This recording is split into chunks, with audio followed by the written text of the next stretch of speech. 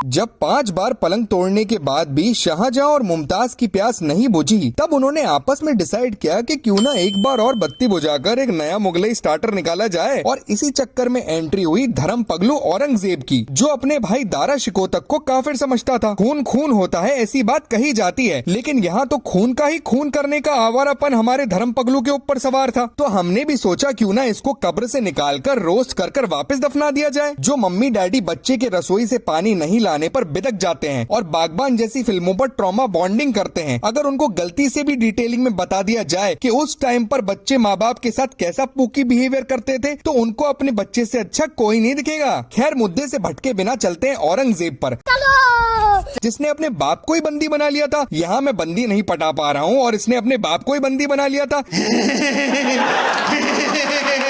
तू आ गया क्या? और खैर, बंदी बनाया भी कैसे? पानी की सप्लाई काट कर। सही बात है, जब बाप पानी पी नहीं पाएगा तो मूत कैसे पाएगा जी। हमें तो स्कूल में गलती करने पर मम्मी पापा 2 दिन के लिए भी अगर हाउस अरेस्ट पर डाल देते थे तो जान निकल जाती थी। और इसने तो अपने बाप पर ही उनो रिवर्स खेल दिया, और वो 1-2 दिन के लिए नहीं बल्कि 8 साल के लिए 8 साल के लिए बंदी बना के रखा भाई। अगर प्रॉब्लम अकेली ये होती तो बात कुछ और होती, लेकिन इस भाई ने रूल करने के बाद बोल दिया था no to music, no to poetry, no to arts, no to history, क्योंकि ये सब इस्लाम के हिसाब से खराब चीजें हैं। लेकिन अपना भाई ये भूल गया कि इन सब चीजों में नो टू वायलेंस नाम की चीज भी अप्लाई करनी होती है। अब जो आदमी ना म्यूजिक सुनेगा, ना आर्ट्स में इंटरेस्ट लेगा, ना मन बहलाएगा, तो चांसेस है कि वो गू खाएगा और गू खाकर अपने एक्शंस में हगेगा। अब बात ऐसी है कि शाहजहां चाहता था कि दारा शिकोह को गद्दी दी जाए, क्योंकि औरंगजेब की हरकतें दीपक कलाल से भी गई गुजरी थी। क्या रे भिकमंगिया, क्या देख रहा है? लेकिन दारा था नाजुक, non Kabir Singh kind of a person, जिसको समाज में एकता चाहिए थी। और यही बात जब औरंगजेब ने सुनी तो उसको वो टी शर्ट के टैग से भी ज्यादा चुभने लग गई। तो हुआ यूं कि औरंगजेब ने अपने भाई दारा शिकोह को चेनों में लपेटकर, अरे जज मत करो भाई, अब तुम सोच रहे होगे कि चेनों में क्यों लपेटा, क्योंकि औरंगजेब को उस टाइम पर बॉन्डेज का शौक था और इसलिए उसने अपने भाई की गुद्दी पकड़कर 50 शेड्स ऑफ ग्रे खेलकर उसको हाथी पर बिठाकर मजनू से ज्यादा कपड़े फाड़कर टॉर्चर करके उसका सर मिक्सी के जार की तरह अलग कर दिया। अब सोचो उस टाइम पर भाई भाई के साथ क्या क्या कर रहा था। और यहाँ पर हम इसी बात पर हाय तौबा मचाने लगते हैं कि देखो मेरे ताऊजी ने मेरे पापा की प्रॉपर्टी हड़प ली। और सिर्फ पूकी दारा ही नहीं बल्कि बाकी बचे हुए अपने दोनों भाइयों को भी औरंगजेब ने प्लानिंग और टॉर्चर से मरवा दिया था, जिसमें से एक भाई मुराद था जो औरंगजेब की ही टीम में था जब वो दारा के अगेंस्ट लड़ रहा था। एक बात तो पक्की है, जितना जाहिल औरंगजेब था, अगर उस टाइम पर बिग बॉस और स्प्लिट्सविला जैसे शोज एग्जिस्ट कर रहे होते तो वहाँ भी वो टॉप करता। भाई बात तो ऐसी है कि औरंगजेब की खुजली सिर्फ यहाँ तक नहीं रुकी, क्योंकि कट्टरता के बाथ टब में बैठकर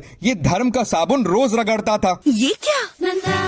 फिर से? अभी हम टोल टैक्स दे रहे हैं, पर उस टाइम पर ये जजिया टैक्स लिया करता था। उसका मतलब ही ये है कि अगर अपने अपने धर्म को फॉलो करना है तो इस्लाम के अलावा सभी धर्मों को ये टैक्स देना होगा। इसको कहते हैं हफ्ता वसूली ऑन स्टेरॉइड्स। और सिर्फ ऐसी हरकतें करके औरंगजेब डार्विन की एवोल्यूशन वाली थ्योरी को भांग की गोली समझकर खा गया और हंसते हंसते रुक नहीं पाया, क्योंकि उसके परदादा अकबर ने तो ये टैक्स हटवा दिया था। तो इसकी जनरेशन सही मायने में गेंडू जनरेशन है। ये कैन डू जनरेशन है, कैन डू जनरेशन है। मंदिर तो इसने तोड़े ही तोड़े और साथ ही साथ अपना QR कोड लगाकर फोर्स कन्वर्जन्स भी करे। और संभाजी महाराज तक को इसने ऐसा टॉर्चर किया कि उसका जिक्र करने पर भी आज की डेट में किसी की भी रूह कांप जाती है। दोस्तों, बात ऐसी है कि यहाँ पर 2-3 तरह की बातें निकल कर आती हैं, जिसकी बात करना बहुत जरूरी है। एक तो ये कि औरंगजेब ने अगर मंदिर तोड़े तो देखो उसने कई मंदिरों को डोनेशन भी दिया। तो भाई एहसान किया क्या? ये तो वही बात हो गई कि किसी क्रिमिनल ने एक फैमिली के बहुत सारे मेंबर्स मार दिए, लेकिन जिस फैमिली मेंबर को किडनैप किया था अब उनका एजुकेशन वही क्रिमिनल स्पॉन्सर कर रहा है। तो क्या वो भला आदमी हो गया? बिल्कुल नहीं। दूसरी बात ये है कि औरंगजेब जैसे क्रूअल रूलर को अपना हीरो बनाना बंद करो। और चाहे तुम राइट विंग के हो या लेफ्ट विंग के सपोर्टर हो, ये बात मानने में तुम्हारा कुछ नहीं जाएगा कि ये औरंगजेब कुछ नहीं, बस एक दानव आदमी था, जिसकी हरकतों से हम ये सबक ले सकते हैं कि क्या नहीं करना है। And last but not the least, क्या उस टाइम के मुगल मॉरल्स की वजह से क्या हमें आज के मुसलमान के प्रति हेट्रेड रखनी चाहिए? बिल्कुल नहीं, क्योंकि हम सब at the end of the day Bharat में रहने वाले हैं।